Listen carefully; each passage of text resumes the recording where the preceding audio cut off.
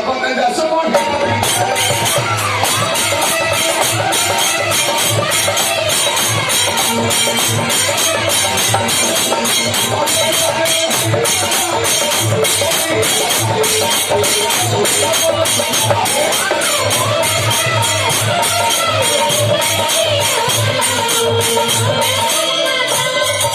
मंत्री सांसद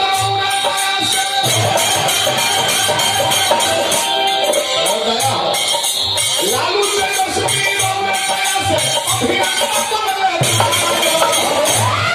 मंगलदायक हे गणनायक कृपा करी छोटलाल भैया बोलो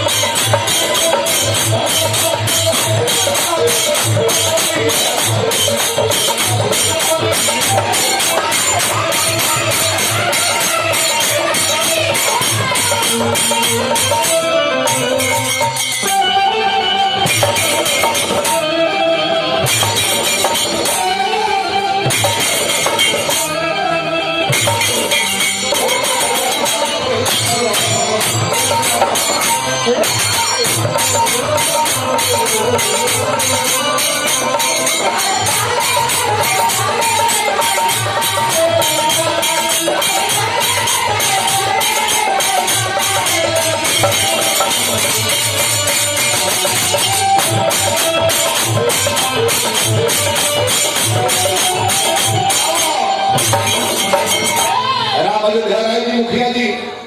हजारों हजार पुरस्कार भेजे वाली बात पर प्रणाम करते जा विधायक जी एक बात के कष्ट मत मानो। पूरी भारत में सबसे भारी लड़ाई कौन इलेक्शन है जानते नहीं? सांसद के, विधायक के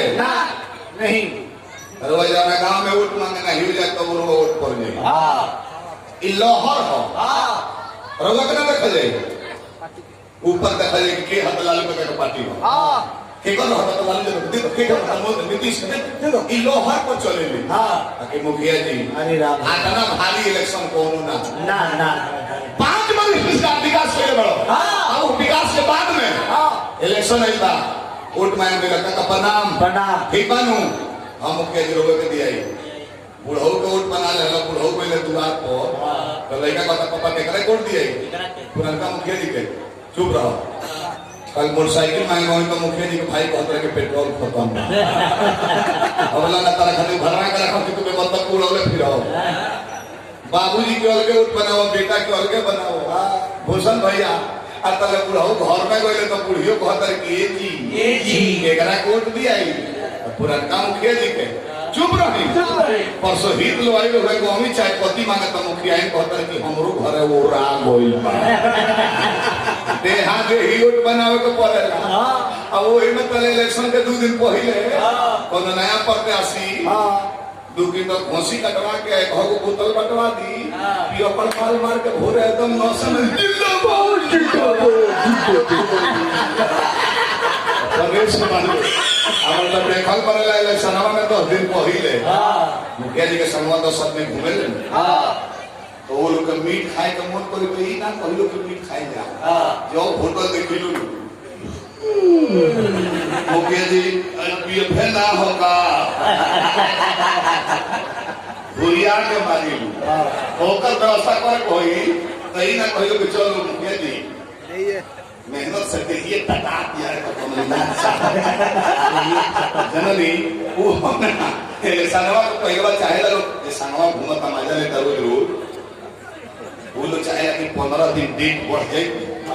इलेक्शन के और भी मजा आ जाए। अब मुखिया जी के छाती पर हाथ बा कि 15 दिन डेट बढ़ तो फिर 4 लाख के भूख के धो दिया बड़ी भाई इलेक्शन मुखिया जी बार बार प्रणाम करते हैं हार्दिक शुभकामना सदा बनी रहेगी कृपा सिंधु मंगल के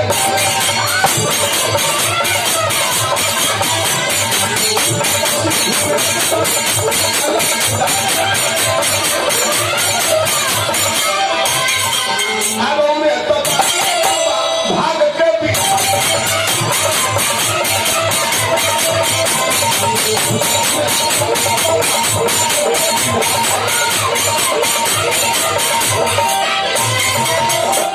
सुदर्शन भाई पर क्या करता है था हमारे पर